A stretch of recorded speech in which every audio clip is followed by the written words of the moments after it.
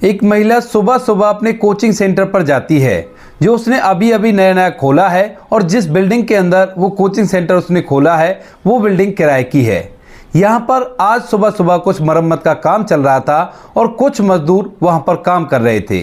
जैसे वह महिला वहाँ से निकल कर जाती है तो अचानक से उसकी नज़र वहाँ पर काम कर रहे एक मजदूर पर पड़ती है, जिसे देखते ही उसे कुछ ना कुछ याद आने लगता है। पहले तो वो आगे निकल जाती है, लेकिन जैसे ही वापस लौटकर उस मजदूर को गौर से देखती है तो वह उस मजदूर को पहचान जाती है। इधर वह मजदूर जैसे उस महिला को देखता है तो देखते ही वह भी पहचान जाता है और अपना चेहरा छुपाने लगता है। कौन था वह मजदूर और किस वजह से वह इस महिला से चेहरा छुपा रहा था, क्या कनेक्शन था इन दोनों के बीच में, पूरी सच्चाई के बारे में जानने के लिए वीडियो को अंत तक जरूर देखें। बिहार के पटना में एक परिवार रहा करता है। परिवार के अंदर माता पिता हैं, दो उनके बच्चे हैं। बड़े वाले लड़के की शादी हो गई है, उसकी एक पत्नी है और उसको भी एक बच्चा हो चुका है। छोटे वाला जो लड़का है वो भी पढ़ाई लिखाई कर रहा है। बड़े भाई का नाम देव होता है और देव की पत्नी का नाम होता है सूची। वैसे तो उसका नाम सूचना है, लेकिन प्यार से सभी लोग उसे सूची कहा करते हैं, उसके मायके में भी और यहाँ पर ससुराल में भी उसे सूची ही कहा करते हैं। सूची बहुत ही ज़्यादा समझदार महिला थी। वह काफ़ी ज़्यादा पढ़ी लिखी होने के बावजूद भी अपने घर के अंदर घर वालों की मर्जी से रह रही थी और वहां पर घर को संभाल रही थी। घर वालों की वह सभी बातें माना करती है और इसी तरह से समय बीत रहा था। तभी एक दिन अचानक से सूची और देव अपने बेडरूम में आराम कर रहे थे और उसी दौरान सूची के मोबाइल फोन का रिचार्ज खत्म हो जाता है और वह अपने पति देव का फोन मांगने लगती है। इसके बाद जो उसका पति देव होता है वह उससे पूछता है कि तुम्हें कहां पर फोन करना है, तो वह बताती है कि मुझे अपनी मां से बात करनी है। तो इसके बाद जो देव होता है उसकी मां का नंबर डायल करता है और उसे फोन को पकड़ा देता है। लेकिन जैसे फोन सूची के हाथ में जाता है तो उससे पहले वो फोन कट जाता है और इतनी देर में फोन लॉक भी हो गया था। इसके बाद जो सूची होती है वह अपने पति से इस फोन का लॉक बताने के लिए कहती है, लेकिन उसका पति उसे पासवर्ड नहीं बताता है और कहता है कि लाओ मुझे दो, मैं तुम्हें फोन लगाकर दे देता हूं। यह बात कहीं ना कहीं सूची को बुरी लग जाती है और वो कहने लगती है, देखो हमारी शादी को काफी दिन हो चुके हैं, हमें बच्चा भी है, तो हमारे दोनों के बीच में क्या प्राइवेट है, ऐसा क्या है इस फोन में जिसके लिए तुम मुझे अपना पासवर्ड नहीं बता रहे। अब देव इस बात को सुनकर पहले तो थोड़ा सा चुप सा रह जाता है, लेकिन फिर वो कहने लगता है कि नहीं ऐसी कोई बात नहीं है, दरअसल इस फोन के अंदर काफी ज्यादा इंपॉर्टेंट डॉक्यूमेंट है और साथ में मेरे बैंक अकाउंट भी इससे लिंक है, अगर कुछ इधर उधर हो गया तो फिर क्या होगा। लेकिन जो सूची होती है वो कहने लगती है कि शायद आपको पता होगा मैं पढ़ी लिखी हूं, तो इस वजह से आपके इन डॉक्यूमेंट को मैं कुछ भी नहीं करूंगी, आप मुझे फोन का पासवर्ड बता दीजिए। लेकिन देव आनाकानी करता है और उसे पासवर्ड बताने से साफ साफ मना कर देता है। कहता है कि ये मेरी पर्सनल लाइफ है और इसमें तुम इंटरफेयर नहीं कर सकती, मैं तुम्हें पासवर्ड नहीं बताऊंगा। ऐसा कहकर देव उस फोन को लेता है और वहां से बाहर की तरफ चला जाता है। यह बात देखकर सूची को बड़ा ही अजीब लगता है, क्योंकि उसने अपने फोन का कभी पासवर्ड लगाया ही नहीं था और उसका पति जब चाहे उसके फोन को देख सकता था, लेकिन उसका पति उस फोन को इस तरह से छुपा रहा है, न जाने उसके अंदर कितने गहरे राज छुपे हुए हो। सूची बार बार इस बात को सोचने लगती है और वो इस बात की तह तक जाना चाहती है। इसी वजह से वह अपने पति पर निगाह रखने लगती है। तो निगाह के दौरान उसे पता चलता है कि उसका पति जब भी कभी अकेले बैठकर चैट करता है तो मंद मंद मुस्कुराया करता है, मानो वह किसी लड़की से बात कर रहा हो। और इसी बात को कंफर्म करने के लिए सूची अब निगाह रख के उसका पासवर्ड भी जान लेती है। एक दिन का समय होता है जब देव अपने बाथरूम में नहाने के लिए चला गया था और उसका फोन बाहर टेबल पर रखा हुआ था। सूची को यह समय बड़ा ही अच्छा लगता है और इसके बाद पत्नी उस फोन को खोलकर उसके अंदर जांच पड़ताल करने लगती है। तो जांच पड़ताल करने के बाद जो उसे उस फोन में दिखाई देता है, उसे देखकर उसकी आंखें फटी के फटी रह गई थी। दरअसल इस फोन के अंदर ढेर सारी चैट भी थी और साथ में एक लड़की के साथ कुछ ऐसे फोटो थे जिन्हें देखकर साफ साफ अंदाजा लगाया जा रहा था कि यह इसके साथ अवैध प्रेम प्रसंगों में है और यह उसकी पत्नी को धोखा दे रहा है। यह बात सुनकर सूची को बड़ा ही गुस्सा आता है, लेकिन फिर भी वह अपने गुस्से पर कंट्रोल करती है और अपने पति के फोन में से उन सारे सबूतों को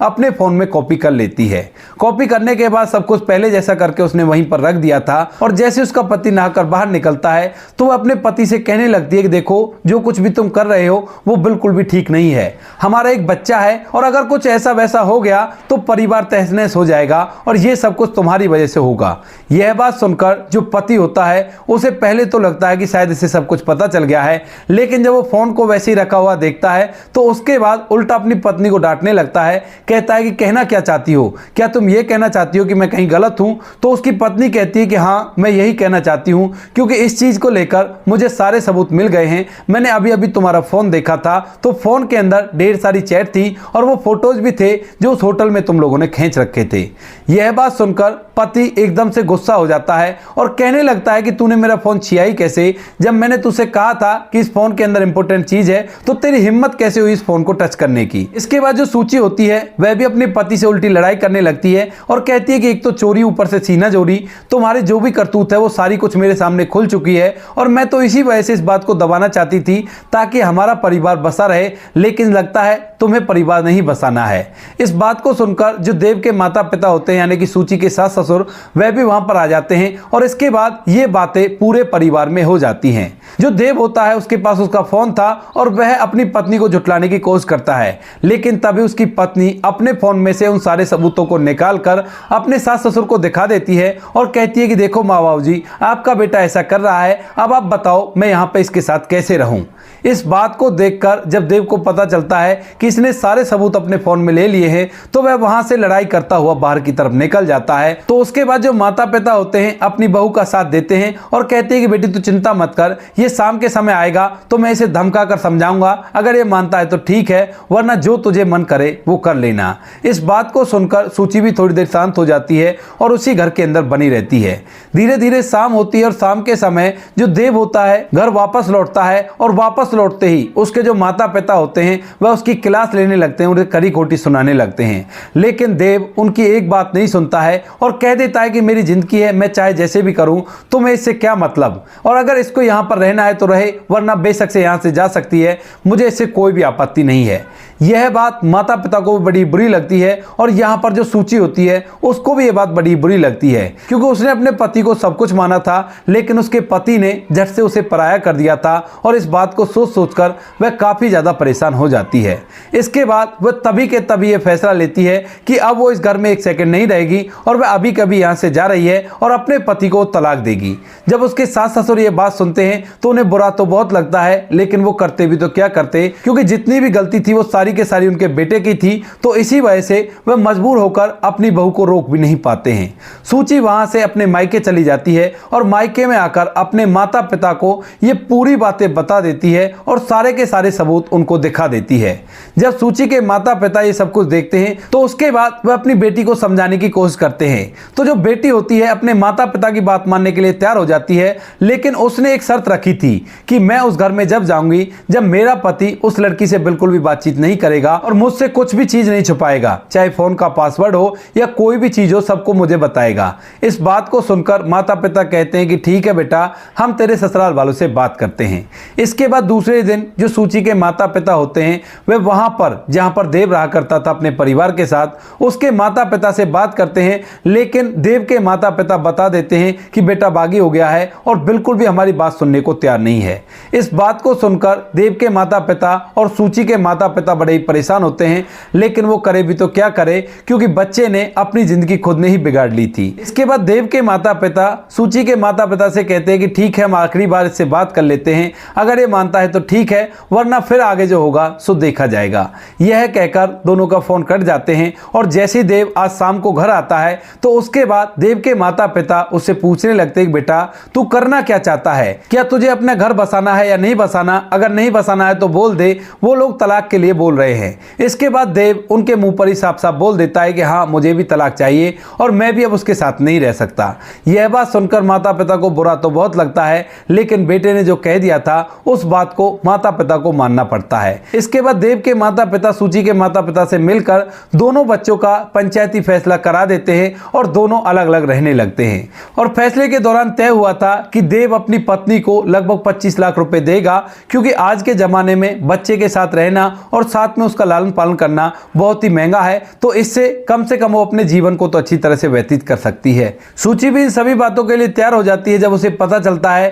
कि उसका पति मानने को तैयार नहीं है, तो इसी वजह से वह भी उनसे अलग हो जाती है। इसके बाद देव के घर से उसे 25 लाख रुपए मिल जाते हैं और उन्हें लेकर वह मायके में रहने लगती है अपने छोटे से बच्चे के साथ। उसे बार बार उस घर की याद तो आया करती है, लेकिन कहीं ना कहीं पति की वो बातें, जो कुछ भी उसने उससे कही थी और जो कुछ उसका पति कर रहा रहा था, उनकी वजह से वो यादें गुस्से में तब्दील हो जाया करती हैं और इसके बाद सूची अपने मायके में ही रहने लगती है। इधर जब देव अपनी मनमानी करता है तो देव के माता पिता उसे सुधारने का फैसला करते हैं और वह घर की पूरी प्रॉपर्टी से उसे बेदखल कर देते हैं, क्योंकि जब देव ने उनकी बातें ही नहीं मानी तो उसके बाद जो पिता होता है सारा के सारा जो बिजनेस होता है उससे उसको बेदखल कर देता है और कहता है कि बेटा अगर तुझे अपनी मनमानी करनी है तो तू अपनी ही मनमानी कर, हमें तुमसे कोई भी प्रॉब्लम नहीं है। माता पिता ने देव को घर से बेदखल कर दिया था और इसके बाद जो देव है वो बाहर रहने लगता है, घर पर बिल्कुल भी नहीं आया करता है। इधर जो सूची होती है बार बार जब उसे इन बातों को सोच सोच कर गुस्सा आया करता है तो एक दिन वह अपने भाई को लेकर उस लड़की के घर पहुंच जाती है जिस लड़की के साथ उसका पति देव अवैध प्रेम प्रसंगों में था और वहां पर जाकर उसमें पिटाई लगा देती हैं। लड़की के माता पिता को भी ये सारी बातें पता चल गई थी कि उनकी बेटी ने एक बसा बसाया घर उजड़वा दिया है, तो इसके बाद माता पिता भी अपनी बेटी को खूब धमकाते हैं और बिल्कुल भी सूची को नहीं रोकते हैं जब वह उस पर पिटाई लगा रही थी। ऐसा करके सूची वापस से अपने घर आ जाती है और घर आकर सोचने लगती है कि अब आगे की जिंदगी कैसे व्यतीत होगी, क्योंकि माता पिता के ऊपर रहकर तो मैं अपनी जिंदगी को व्यतीत नहीं कर सकती। यही सोचकर सूची सोचती है कि मुझे कुछ अपना काम करना चाहिए ताकि मेरा जीवन आराम से व्यतीत हो सके, क्योंकि सूची से जब उसके माता पिता ने दूसरी शादी के लिए कहा था तो उसने साफ साफ मना कर दिया था। कहा था कि बाबूजी शादी जिंदगी में एक बार होती है, भले ही मैं पढ़ी लिखी सही, लेकिन 7 फेरों का जो बंधन होता है वो एक बार ही बनता है, उसके बाद नहीं बनता। इसी वजह से मैं दूसरी शादी नहीं करूंगी, जीवन को आराम से व्यतीत कर लूंगी, मैं पढ़ी लिखी हूं, कोई ना कोई काम कर लूंगी। इसके बाद जो सूची होती है वह अपने उन पैसों से एक बिल्डिंग खरीदती है और उस बिल्डिंग में एक कोचिंग सेंटर चलाने लगती है। काफी ज्यादा पढ़ी लिखी थी और उसका पढ़ाने का तरीका बहुत ही अच्छा होता है। जब वो कोचिंग सेंटर पे काम करने लगती है तो उसका कोचिंग सेंटर दिन दूनी रात चौगुनी तरक्की करता है और धीरे धीरे लगभग 1 साल के अंदर जो सूची का कोचिंग सेंटर होता है वह बड़ी अच्छी तरह से चलने लगता है और वहां पर ढेरों बच्चों को वो कोचिंग दिया करती थी। इसके बाद सूची इधर उधर अपनी और भी ब्रांच खोलती है। अब वह बिल्डिंग किराए पर लिया करती और उनके अंदर अपने कोचिंग सेंटर को चलाया करती। ऐसे एक दिन जो सूची होती है वो एक नई बिल्डिंग किराए पर लेती है और उसके अंदर अपना कोचिंग सेंटर खोल लेती है। बिल्डिंग का किराया काफी ज्यादा था, लेकिन वो बिल्डिंग अच्छी लोकेशन पर थी जहां पर कोचिंग सेंटर चलने की संभावना काफी ज्यादा थी और वहां पर सूची खुद जाकर काम करने लगती है, क्योंकि जिस भी कोचिंग सेंटर को वो खोला करती स्टार्टिंग में बच्चों को खुद ही पढ़ाया करती ताकि बच्चे अच्छी तरह से वहां पर आने लगे और उनको एजुकेशन सिस्टम अच्छे से समझ में आने लगे। बाद में वो वहां पर और भी टीचर रख लिया करती और उनके थ्रू बच्चों को एजुकेशन दिलाया करती। इसी वजह से जब नया नया कोचिंग सेंटर खुलता है तो उसके अंदर कुछ मरम्मत का काम होना था, तो सूची उस बिल्डिंग के मालिक से कहकर उस मरम्मत के काम को करवाने के लिए बोल देती है। तो जो बिल्डिंग का मालिक होता है वह दूसरे दिन लेबर चौक से कुछ मजदूरों को लाता है और वहां पर उस मरम्मत के काम को करवाने लगता है। उसी दिन सुबह सुबह जब सूची उस बिल्डिंग पर आती है कोचिंग सेंटर में बच्चों को पढ़ाने के लिए, तो अचानक से जब वह वहां से गुजर रही थी तो जो मजदूर वहां पर काम कर रहे थे उनमें से एक मजदूर जो वहां पर ईंटें ढो रहा था उस पर सूची की नजर पड़ती है। पहले तो वो उसे ऐसी देखकर निकल जाती है, लेकिन थोड़ी आगे जाने पर उसे ज्ञात होता है कि ये चेहरा तो जाना पहचाना है। उसके बाद सूची मुड़कर उसे देखती है तो देखती है कि सामने और कोई नहीं, वही देव है जिसने दूसरी लड़की के लिए उससे कह दिया था कि बेशक से चली जाए, मुझे कोई भी आपत्ति नहीं है। अब जब देव जैसी सूची को देखता है तो एकदम से अपना चेहरा छुपाने लगता है, क्योंकि फिलहाल उसकी हालत काफी ज्यादा खराब थी। सूची को अपनी आंखों पर विश्वास नहीं होता है कि देव ऐसी हालत में भी रह सकता है, क्योंकि उसके पिता का अच्छा खासा बिजनेस था और जिस बिजनेस की वजह से वो ऐसो आराम से जिंदगी काट रहा था। लेकिन तभी जो सूची होती है उसके पास जाती है और पास जाकर उससे पूछने लगती है कि अगर मैं गलत नहीं हूं तो तुम देव ही हो ना, फलानी जगह के रहने वाले। इस बात को सुनकर जो देव होता है एकदम से उसकी आंखों से आंसू टपकने लगते हैं और वह एकदम से सूची के पैर पकड़कर फूट फूट कर रोने लगता है। कहता है कि सूची मुझे माफ कर दो, मैंने बहुत बड़ी गलती कर दी जो तुम्हारे साथ इतना बड़ा धोखा किया। जब ये बातें सूची सुनती है तो वह एकदम से पहचान जाती है कि यह वही देव है जिसने मुझे धोखा दिया था और यह मुझे पहचान चुका है। इसके बाद सूची के दिमाग में ढेर सारे सवाल चल रहे थे और उन सवालों का जवाब जानने के लिए वह उससे बात करने लगती है। कहती है कि देव, तुम तो अच्छी सी जिंदगी जिया करते थे, लेकिन फिर आज ऐसा कैसे हो गया कि तुम यहाँ पर मजदूरी करने के लिए मजबूर हो। इसके बाद देव रो रो कर अपनी पूरी कहानी बता देता है। कहता है कि तुमसे तलाक होने के बाद माता पिता ने मुझे बेदखल कर दिया और इसके बाद मैं अपनी उस प्रेमिका के पास जाता हूं कि मेरा तलाक भी हो गया है तो वो मुझसे शादी कर ले, लेकिन उससे पहले तुम जाकर उस पर पिटाई लगा चुकी थी और इसके बाद मेरी प्रेमिका के घर वाले भी मुझे धक्के देकर वहां से भगा देते हैं और कहते हैं कि तू अगर हमें पहले बता देता कि तू शादीशुदा है तो बिल्कुल भी हमारी बेटी तुमसे बात नहीं करती। अब मैं इधर उधर घूमने लगता हूं और घूमकर अपने लायक काम ढूंढने लगता हूं, लेकिन कोई भी काम मुझसे नहीं हो पाता है और साथ साथ मुझे शराब की लत भी लग रही थी, क्योंकि तब तक मुझे रियलाइज हो गया था कि मैंने जो कुछ भी किया वो बहुत ही गलत किया है। अपने हंसते खेलते परिवार को उजाड़ दिया और इसके बाद मैं मजबूर हो जाता हूं रोड किनारे सोने के लिए। ऐसे सोते हुए अचानक से मुझे ज्ञात होता है कि मैं भी इंसान हूं और मैं भी मेहनत कर सकता हूं, तो इसी वजह से मैं मेहनत मजदूरी करके अपना गुजारा कर रहा हूं। लेकिन मेरे दिमाग में बार बार वो बातें आया करती हैं जो कुछ मैंने तुमसे कहा था और मेरा मन था कि कभी तुम मुझसे मिलोगी तो उस टाइम पर मैं तुमसे माफी जरूर मांगूंगा और इसी वजह से आज मुझे जब तुम मिली हो तो मैं तुमसे माफी मांग रहा हूं। इसके बाद जो सूची होती है वह समझ जाती है कि उसका वो पति जो कुछ और ख्याल देखा करता था वह पूरी तरह से सुधर चुका है और उसके बाद वह अपने दिमाग में बहुत सारी बातें सोचने लगती है और कहती है कि अगर तुम करना चाहो तो तुम्हारे लिए एक अच्छा काम है, अगर तुम कर सकते हो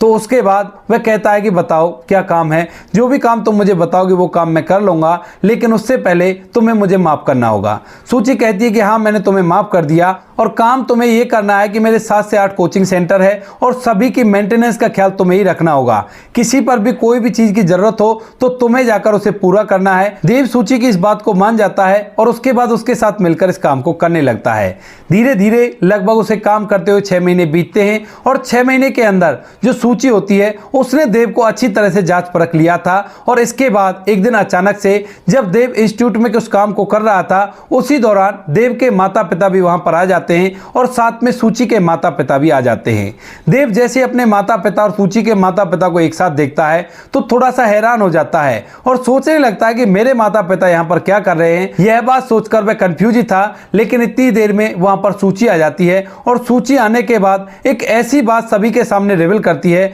जिस बात को सुनकर देव पूरी तरह से हैरान हो जाता है। दरअसल ये जो कुछ भी हुआ था ये देव के घर वालों और सूची की मिलीभगत थी और उन्होंने इसको सुधारने के लिए सब कुछ किया था और इसी वजह से देव आज सुधर चुका था और सुधरने के बाद जब उसे ये सारी बातें पता चलती है तो फिर भी वह हाथ जोड़कर अपनी पत्नी से माफी मांगता है और अपने माता पिता से भी माफी मांगता है और कहता है कि मेरी मति मारी गई थी जो मैंने वो सब कुछ किया जिसकी वजह से मुझे ये सब कुछ देखना पड़ गया। इसके बाद दोनों परिवार वालों की रजामंदी से सूची और देव दोबारा से पति पत्नी की तरह रहने लगते हैं और इस बार जो देव होता है वह सूची के कहे अनुसार ही घर के अंदर रहा करता है और अपने फोन में या कहीं भी कोई भी बात उससे छुपाया नहीं करता है। देव और सूची एक अच्छी जिंदगी फिलहाल जी रहे हैं। उनका जो बेटा था वो फिलहाल 11 साल का हो गया है और दोनों पति पत्नी मिलकर अच्छे से उसकी देखभाल किया करते हैं। देव को जो उसके पिताजी ने प्रॉपर्टी से बेदखल किया था उसको भी उसमें मिला लिया है और वो लोग एक परिवार की तरह रहा करते हैं। भले ही वो दूसरे घर में रहा करते हैं लेकिन कोई भी त्योहार या कोई फंक्शन हुआ करता है तो पूरा परिवार एक साथ होकर उस त्योहार को मनाया करता है। तो दोस्तों ये थी आज की कहानी। आपको कहानी जैसी भी लगी हो कमेंट सेक्शन में बता देना। वीडियो अगर अच्छी लगी हो तो वीडियो को लाइक और चैनल को सब्सक्राइब जरूर करें ताकि हमें थोड़ा सा हौसला मिले आप लोगों के लिए ऐसी अच्छे वीडियो बनाने के लिए। इन कहानियों को सुनाने का उद्देश्य किसी को परेशान करना बिल्कुल भी नहीं है। यह कहानी आपको इसलिए सुनाई जाती है ताकि आप लोग इन कहानियों में से कुछ ना कुछ सीख सको और अपने जीवन में उस चीज को अप्लाई कर सको। बाकी अब बारी आती है हमारे कुछ प्यारे सब्सक्राइबर की जो हमें अच्छे कमेंट भेजते हैं और हमें बहुत ज्यादा मोटिवेट करते हैं ऐसी अच्छी वीडियो बनाने के लिए। सबसे पहला नाम आता है राजकुमार जी का। राजकुमार जी आपका बहुत बहुत धन्यवाद अपना कीमती वक्त निकालकर हमें इस लायक समझने के लिए। दूसरा नाम आता है मोहम्मद आमीन गुज्जर जो कि फैसलाबाद पाकिस्तान के रहने वाले हैं और बड़ी खुशी होती है जब कोई भाई इतनी दूर से हमें सपोर्ट करता है। मोहम्मद आमीन जी आपका भी तहे दिल से धन्यवाद अपना कीमती वक्त निकालकर हमें इस लायक समझने के लिए। तीसरा नाम आता है अभय गोस्वामी। अभय गोस्वामी जी आपका भी तहे दिल से धन्यवाद जो आपने अपना कीमती वक्त निकालकर हमें इस लायक समझा। चौथा और आखिरी नाम आता है नरेंद्र पाल जी का। नरेंद्र पाल जी आपका तहे दिल से धन्यवाद अपना कीमती वक्त निकालकर हमें इस लायक समझने के लिए। बाकी जो लोग रह गए हैं वो लोग बुरा ना माने, आने वाली किसी वीडियो में आपके नाम भी आ जाएंगे। आप लोग इसी तरह से हमें सपोर्ट करते रहिए। मिलते हैं किसी नेक्स्ट वीडियो नए टॉपिक के साथ, तब तक के लिए जय हिंद, जय भारत, जय हिंदुस्तान।